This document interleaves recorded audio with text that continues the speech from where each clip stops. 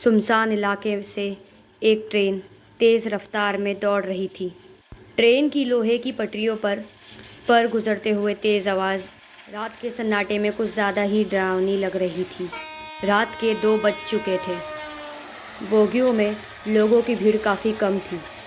रात का वक्त होने के कारण हर कोई बैठे बैठे झपकियाँ ले रहा था।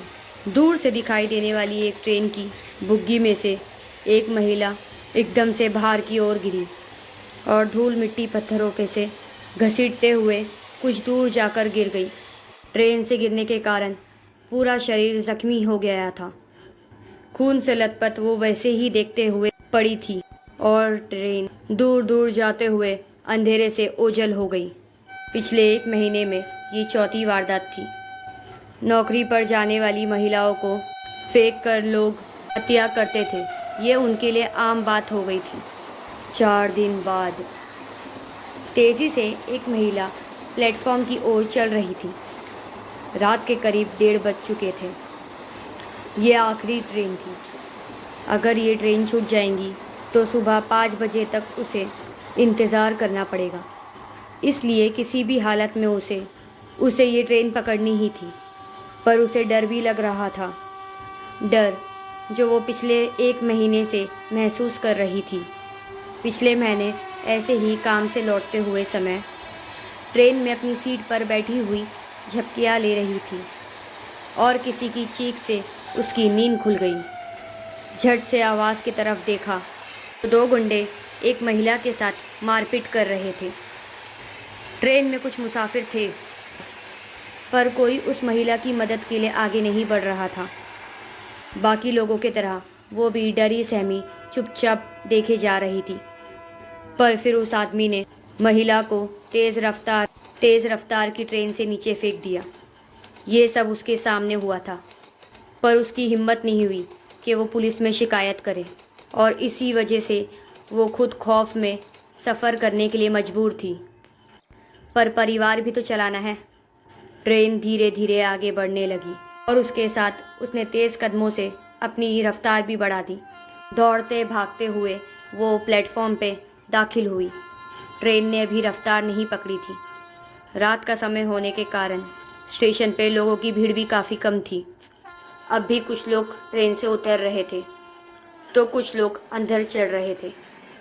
उसने भी अपनी रफ्तार ट्रेन की रफ्तार से बढ़ा ली और मौका देखकर झट से अंदर घुस गई। पूरी बुग्गी खाली पड़ी थी। बुग्गी के भीतर छत पे लगे बल्ब की सफ़ेद रोशनी पूरी बुग्गी में फैली हुई थी। अपने ऑफिस बैग को वो कस के पकड़े हुए वो एक एक कदम आगे बढ़ते रही और आगे की सीट पर जाके बैठ गई। घड़ी में टाइम देखा तो 1:45 हो रहे थे।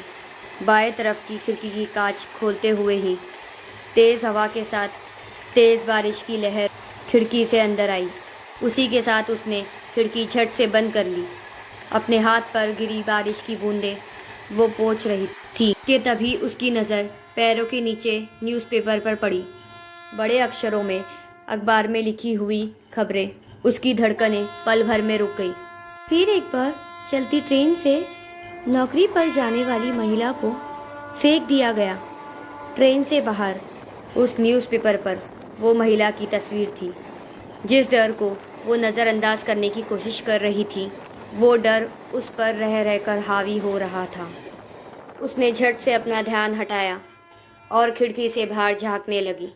तभी किसी की कदमों की आवाज़ ने उसका ध्यान आकर्षित किया। गर्दन थोड़ी तिरछी कर उसने आवाज़ की ओर देखा तो 2 आदमी उस बुग्गी के अंदर आकर बीच वाली सीट पर बैठ गए। वो आपस में ही बात कर रहे थे। अब उसे हर मुसाफिर से डर लग रहा था। अपनी पर्स को वो पकड़कर शांत बैठी रही कि तभी बुग्गी के अंदर एक और लड़की दाखिल हुई। शायद ये नौकरी करती होगी। दिखने में बहुत सुंदर थी। पूरी बुग्गी में वो नज़र घुमाते हुए दरवाजे के पास वाली सीट पर बैठ गई। अब ट्रेन ने तेज़ रफ्तार पकड़ ली थी। खड़क खड़क खड़क खड़क तेज़ आवाज़ रात के सन्नाटे को चीरते हुए वो आगे बढ़ रही थी। उस महिला ने घड़ी में देखा तो करीब 2 बज चुके थे। तभी ट्रेन की बुग्गी में से 2 आदमी ट्रेन के भीतर दाखिल हुए। उन्होंने चेहरे पर गमछा बांधा हुआ था। दोनों की सिर्फ आंखें ही चमक रही थी। उन्हें देखकर ही उसका बदन कांपने लगा। उन्हें देखकर महीने भर पहले हुई वारदात उसके आंखों के सामने आ गई। उस वक्त ट्रेन में 20-25 लोग हो गए, पर किसी की हिम्मत नहीं हुई उन 2 आदमियों को, महिला को बचाने की। आज तो पूरी बुग्गी खाली है। इसी ख्याल ने उसकी धड़कनें बढ़ा दी। उन दोनों ने पूरी बुग्गी में नज़र घुमाई और दरवाजे के पास बैठी हुई लड़की को ताड़ते हुए आगे वाली बुग्गी में चले गए। वो लड़की आंखें बंद करके खिड़की के पास बैठी हुई थी। शायद काम की वजह से थक चुकी होगी। अब उस बुग्गी में केवल 4 मुसाफिर थे। थकान की वजह से उस महिला की आंखों पर नींद का असर दिखने लगा। 1-2 बार झपकियां लेते हुए उसका सर ट्रेन की खिड़की से टकराया। उसने घड़ी में देखा तो 2:30 बज चुके थे।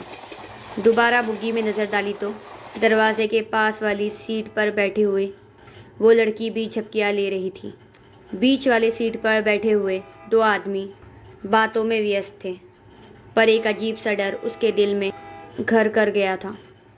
वो सर को पीछे टिकाए हुए बैठी हुई थी, पर कुछ ही देर में उसे नींद ने अपनी आहोश में ले लिया था। पर एक अजीब सी आवाज़ से उसकी नींद खुल गई। सामने देखा तो वो 2 गमछाधारी उस लड़की का पर्स छीनने का कोशिश कर रहे थे। वो लड़की मदद के लिए पुकार रही है, पर कोई आगे नहीं आ रहा था। वो महिला भी डर के कारण चुपचाप बैठी थी। सामने की घटना देख उसका जिस्म डर के मारे कांपने लगा। बेबस होकर वो सिर्फ देख रही थी। उस आदमी ने उस लड़की के बाल पकड़े और दरवाजे से बाहर देखते हुए हंसने लगा। वो लड़की गिड़गिड़ा रही थी, अपनी ज़िंदगी की भीख मांग रही थी, पर उसने पूरी ताकत से उसे बाहर फेंक दिया और एक दर्दनाक गूंज चारों तरफ उठी। वो महिला झट से नींद से जाग गई।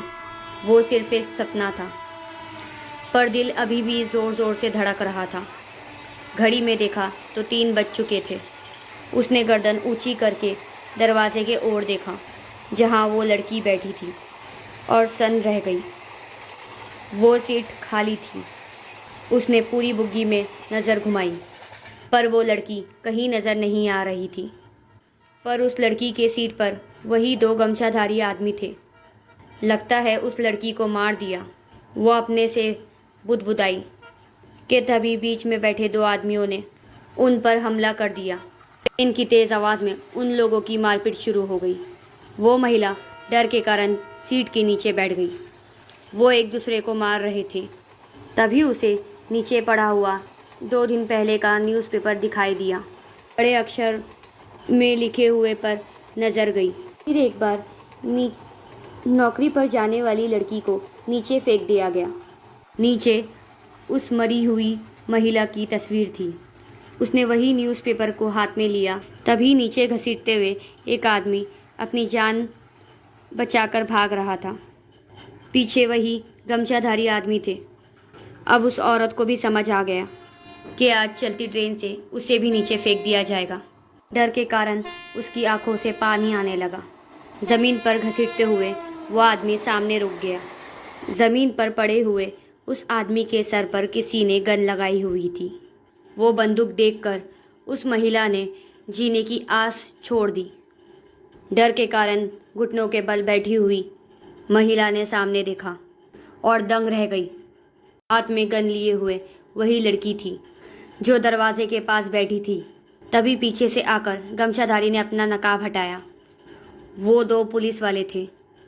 हाथ में गन पकड़ी हुई वो लड़की बोली, मन तो करता है तुम दोनों की यहीं खोपड़ी खोल दूं, ताकि तुम जैसे हैवान दोबारा कोई लड़की को कमज़ोर ना समझे। हवलदार, लेके चलो इन दोनों को, खातिरदारी जो करनी है इनकी। वो लड़की तो इंस्पेक्टर थी। उस महिला की जान में जान आई।